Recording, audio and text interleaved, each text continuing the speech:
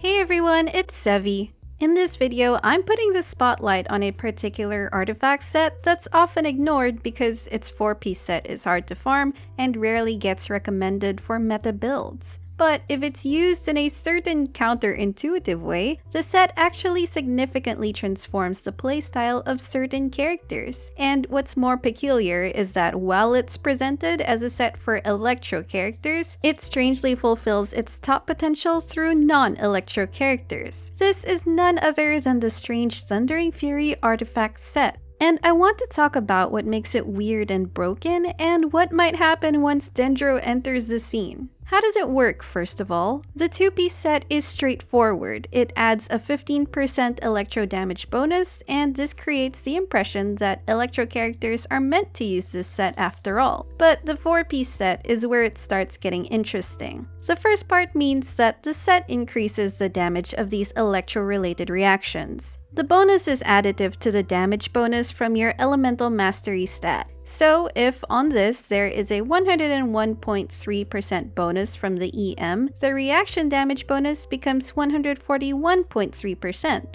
And this 40% reaction damage bonus works even if the equipped character is off-field. Now, the odd but fortunate thing is that Electro does not need to be the triggering element. In fact, in several meta Electro teams, it's not even the Electro unit frequently triggering the reaction. Any character with the ability to trigger Electro-related reactions, be they Pyro via Overload, Hydro via Electrocharged, or Cryo via Superconduct, can make use of this effect. This is the first condition that opens up the set to some weird utilizations. Additionally, the equipped character must be the one triggering the reaction for this to take effect. If someone else with a different artifact set triggers the reaction, then the damage bonus is not received. The second part means that if the character triggers any of these reactions, their skill cooldown is decreased by 1 second. The third sentence only states the condition that this effect can occur every 0.8 seconds. However, the cooldown reduction effect can only work if the equipped character is on the field triggering the reaction. That's why it's not recommended on Fischl or Beidou builds, because these are characters that you generally use as off-field Electro DPSs. Given its limiting mechanics, the set isn't fully maximized on Electro characters the way Hoyoverse probably intended for it to be used on. But at the same time, the non-restriction of the triggering element allows it to be exploited on other characters in ways that I'm pretty sure wasn't the intention of Hoyoverse, but due to player ingenuity and experimentation made it possible to be exploited. Here are examples of it being used on Pyro, Hydro, and, surprisingly, Anemo characters. The first example is Thundering Fury Bennett. This is a fairly old build, but newer players might not be as familiar with this playstyle. Due to Bennett's potential for a short skill cooldown, this can be further reduced by the Thundering Fury set when he triggers Overload. So, paired with Electro units in his team comp, Bennett becomes a non-stop skill spamming adventurer. This is actually a meta-recommended team that only needs 4-star characters for it to work as intended. The mechanics and team preferences have a lot more depth to them, but for the sake of brevity, I'd like to refer you to Zajeff's video, which discusses this much more comprehensively. Another Pyro unit to exploit the mechanic would be Yanfei, who's usually played on field anyway and has high energy needs, which is helped by the extra skill procs from the Thundering Fury set. Then we have 2 Hydro units, Ayato and, most recently, Yelan, who can also use this set. Thundering Fury Ayato can continuously proc electrocharged reactions during his skill form. The skill lasts 6 seconds and has a 12-second cooldown, which conventionally only lets you use it once per rotation. With the Thundering Fury's cooldown reduction, you can now insert 2 skills of Ayato in a rotation. This also lets you run less ER on Ayato since he can now catch more Hydro particles on field. This isn't exactly the top meta way to play Ayato. However, it will acceptably clear Abyss, it is good fun, and it is satisfying to use his skill for an extended period of time, especially alongside Beidou's Chain Lightning. Then, an on-field driver Yelan equipped with Thundering Fury can continuously proc Electrocharge with her burst, which lets you insert an extra skill or 2 in her rotations. This has the same benefit of letting you run less ER on her due to being able to catch more particles in a rotation. Last up is Thundering Fury Kazuha. While it sounds as if an Anemo unit shouldn't be able to make use of its effect, they can actually proc electro-related reactions via double swirling electro and another element, in this example being hydro. Kazuha's skill can double swirl the elements into electro charge, and he can do elemental infusion on his burst, which can then proc or facilitate further electro reactions too. This reduces his skill cooldown, which makes him more of a pogo stick, the most fun part of his kit for me. You'll do more damage during his on-field time, and if you close your eyes, you can almost pretend that you have his first constellation or a sack sword build with extra reaction damage. As you can see, the set continues to yield very niche ways to play non-electro units that can exploit the reaction and skill cooldown mechanic. It's one of the few artifacts whose effect is reliant on triggering elemental reactions, thus making it a bit rarer.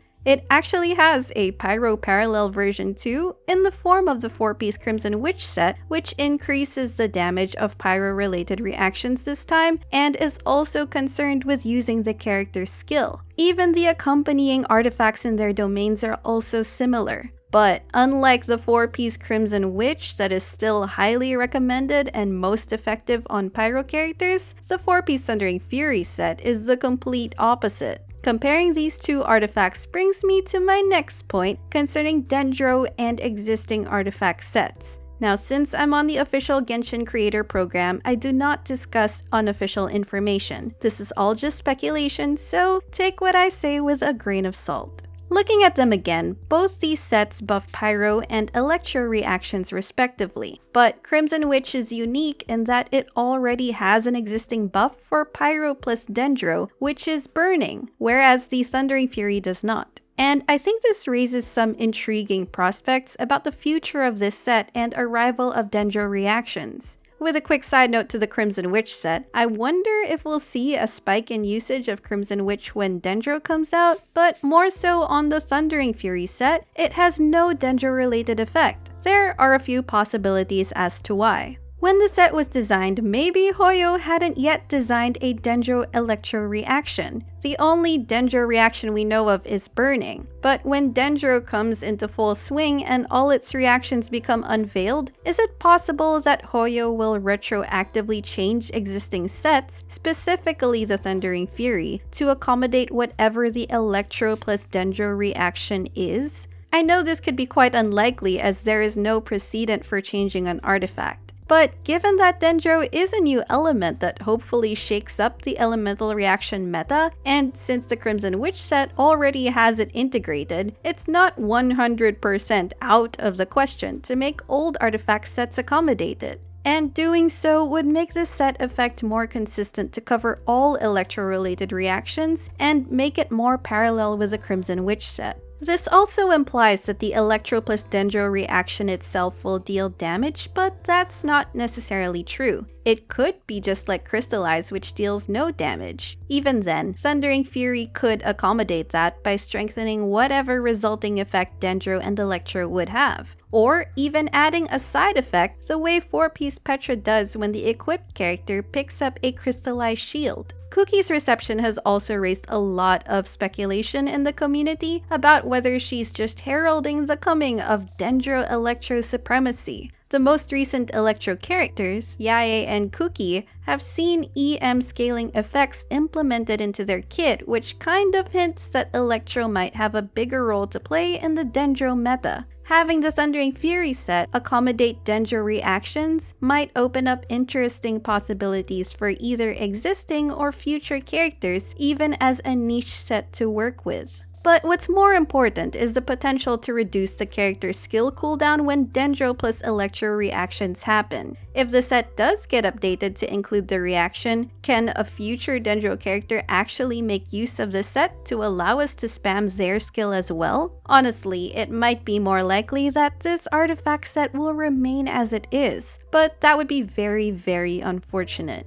That won't make the set entirely useless, as old and new characters that can use the 4-piece Thundering Fury might still see some use in it. For example, the old Thundering Fury Bennett comp might have a 4th flex slot for a Dendro character, and it might yield interesting results. But I really hope that Hoyoverse actually adds the Dendro reaction to this set. It would be a wasted opportunity to further this set's unique potential on future Dendro characters. There's already very little practical incentive to sink resin into that domain, so updating it will help in continuing its niche relevance. The Thundering Fury set remains to be the most unique set for how seemingly counterintuitive it is to play. But when it finds the right synergy with a non-Electro unit, it makes for some shockingly good results that continue to find relevance even with new characters. Now, with the anticipation of Dendro building up, I do hope this weirdly broken set doesn't get left behind.